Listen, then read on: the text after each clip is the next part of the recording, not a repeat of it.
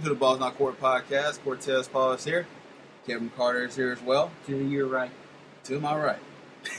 And I also have Steve Van Order on the phone as well. He's going to join us, and we got a lot to talk about. So first of all, nothing happened. Nothing happened. Nothing happened this week. You're right. Nothing happened. Nothing happened this week. Nothing at all. It'd be a whole lot of nothing during this show.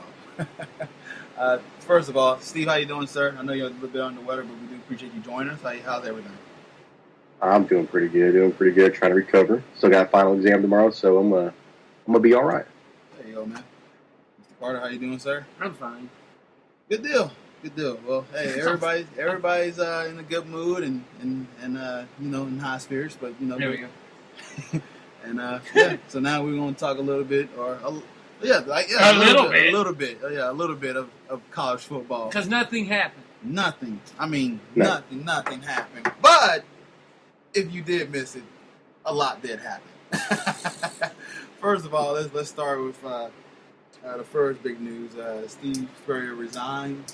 He said he didn't retire, but he resigned as I may go coach a ball, high school team. So yeah, never know. He's resigned. I'm not tired of being a head coach. I'm just an old ball coach. I'm not. I may go coach high school. He is retiring from South Carolina Gamecocks, and the head ball coach is hanging up his bio, as Kevin said on Twitter, and advisor. Watching the press conference there was a little bit. I was stunned watching it because this is a great guy. But I'm gonna go ahead and let Kevin start off about this. He's a great guy to us. Yes. He's not a great guy to a lot of other people. Yeah. He's a great guy to us. We love him. We had by far. There was a guy, FSU fan. He goes, "Well, why does Florida people love him so much? Why does he?" Well, first off, he played at Florida, won the first Heisman Trophy at Florida and everything. But when Miami and Florida State, the two big Florida teams, were developing that swagger and everything, Florida was still in the doldrums. We were still that bad team. We were going through all that probation and stuff we had to deal with from Galen Hall, and it led over into what started the Spurrier era, where everybody always talked about Miami swagger, Florida State swagger. That come from their players. It come from the Warren Sapps, the Deion Sanders, even though I hated even saying that first name. Anybody that knows me, I just don't even want to spit that name out. But those teams had those guys that were big character, and they oozed this machismo for their football teams. Florida didn't have players that were the swagger type, if you want to say that. When you talked about Florida swagger, it all led back to the head coach. The head coach is the one I credit with bringing the swagger to the University of Florida. When he got there, everything changed. You didn't have that, like I said, you didn't have that bright lights, big attitude player. But you had the bright lights, big attitude guy that didn't care who he offended. As long as his fan base was with him, he didn't care about anybody else that surrounded him. I remember one time somebody asked him, "Well, do you think you offended?" He goes, "As long as you're not wearing, if you're wearing orange and blue and you're not offended by anything I say, that's what I care about." He goes, "If you're not wearing orange and blue and you get offended, I hope you do." He was full of stuff like that, but he's the one that brought, and he's the reason why Gator fans to this day still idolize and love that guy, is because of everything he did for that program. If it wasn't for Steve Spurrier, the Gators wouldn't have been that sleeping giant that was sleeping for so long, and then all of a sudden got woke up. Because I remembered Dooley from Georgia once said, once Florida figured it out, Florida's going to be the sleeping giant of the SEC. And once they figure it out and they awaken, it's going to be crap for the rest of them. Well, Spurrier is the guy that went in there, blew whatever horn he had to, and woke them up. And that's why we're forever grateful, and we will never have anything bad to say about Steve Spurrier. All right. Your thoughts on this, Steve? You know, a long time ago, far and far away, I used to be a Florida fan. So I appreciate Steve Spurrier a lot. You really don't get tired of the guy's antics. The throwing the visor on the ground was the greatest. And a lot of his things he did at Florida was really great. He brought he did bring Florida football back on the map. It was great watching his fun and gun offense, and it's gonna really suck that he's gonna be gone. You never really knew when he was gonna go, but you knew he was going to. It sucks that he chose to leave now, but the guy's a legend, and he'll always be a legend at Florida. And I loved him at Florida. He could have went and coached maybe Ohio State. I would have appreciated the coach, not the team. If that makes sense. But yeah, I think Spur's a great dude. I think he's funny as hell. Likes what rubs salt in the wound. You gotta love the guy. Yeah, Steve's one of those guys that you can always. He just says can't spell citrus without UT. He's just a funny guy, man, and just his demeanor and the way he carried himself, and like Kevin said, I reiterate that it made you proud to be a Florida fan once he got to the school. This guy won 122 games for Florida during his 12-year tenure, and he's the all-time leader in wins at 2 different schools. Yes, and this was pretty cool to see what he's done at South Carolina too, because this guy can coach. But he took them from crap. He took them from the lack and stop of the SEC to now they got people, and they were able to play ball. Yes. And that's what they were able to do. The older he got, the more people didn't want to come play with him because you had your Sabins and stuff recruiting the same guys he did. And when you're that old, nobody's going to know how long you're going to be there for. Yeah. So it started to dwindle down, which is why I think he left now, why he did. That way they can go out and start recruiting kids and everything like that and try to get them come to South Carolina. And it was cool just to know that, he's a Heisman winner and he coached a Heisman winner and he's the only guy to do that. And he's leaving behind a great legacy. And I don't think Steve is done with football totally. I think he's going to be an advisor somewhere. I can't imagine him being gone. Yeah, I really think he's going to still be involved in the game somehow. Where at, I'm not sure. I wouldn't be surprised if he is a high school coach. Yeah, the people from the St. Augustine head coach goes, "Hey, coach, we'd love to have you on as the offensive coordinator down here." And he's sending it out. But I think I'm the only one that's sitting here that has had the pleasure of getting to meet and talk to Steve Spurrier for a little while.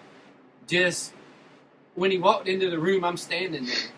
And when he walked into the room, I'm just like, because there's only 6 of us standing back there, maybe 6, 8 people standing back there. And when he come into the room, even the people that were, like Sal Palantonio was back there, Daryl Green was back there, and then me and 2 other guys that are playing trivia with him, and then Spurrier comes walking in. And instantly, as soon as Spurrier comes walking in, everybody stops what they're doing and is like, hey. And I'm like, let me be the last person to go and say hey to him because I'm probably going to take up the most time. So just getting to introduce myself to him, shake his hand, take a picture with him, listen to him tell a few jokes about stuff and everything like that. It was a pleasure getting to meet him, and you see why he had that infectious personality. And you could see why he was so lovable, and why you either loved him or you hated him, depending on what side of the fence you were on. But it was a pleasure just getting to talk to him for those 10 minutes that I got to talk to him for. Yeah, I'm sure. Before we talk about Spurrier, what was your favorite Spurrier game or moment? Like what was your favorite game you? We were just Spurrier. I got 2.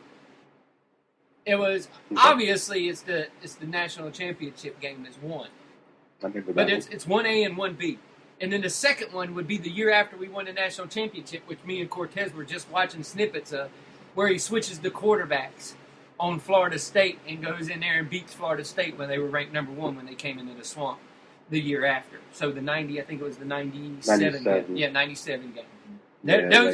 Those are 1A and 1B to me. 1A, of course, is going to be the national championship. But the other one was definitely the game where he was switching quarterbacks and they'd come back and beat Florida State.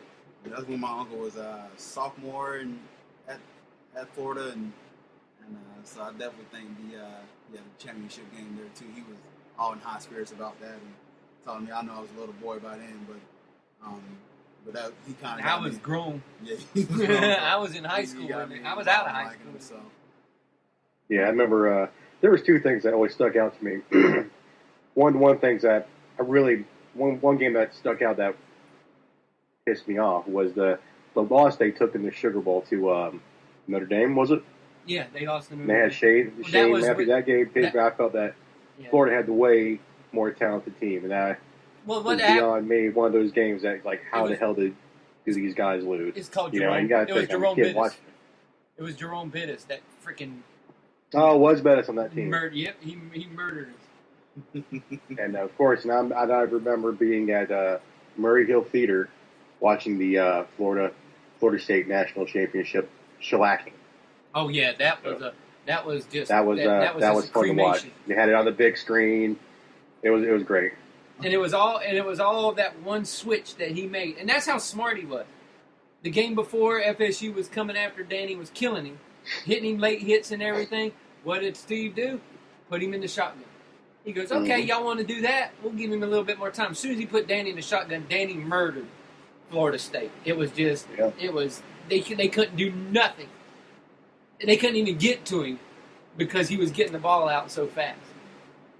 Yeah, I'm sure. That might have been a junior, senior in high school in that. I was out of school already.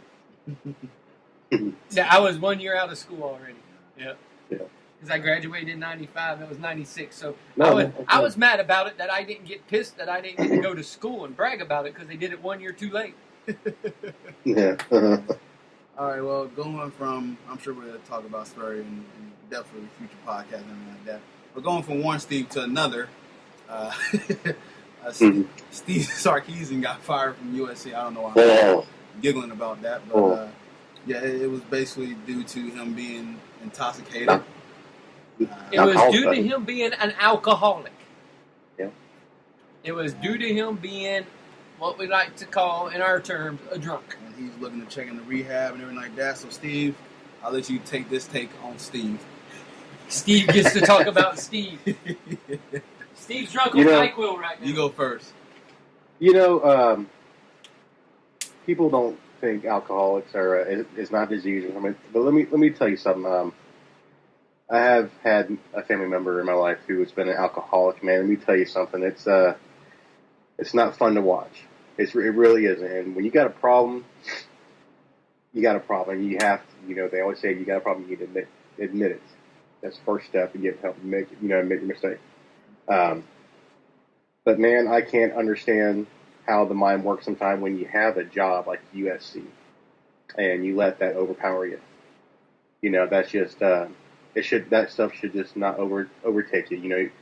You should be able to have your own fun time and do it on your own whenever you're not around the kids, you're not doing around the program.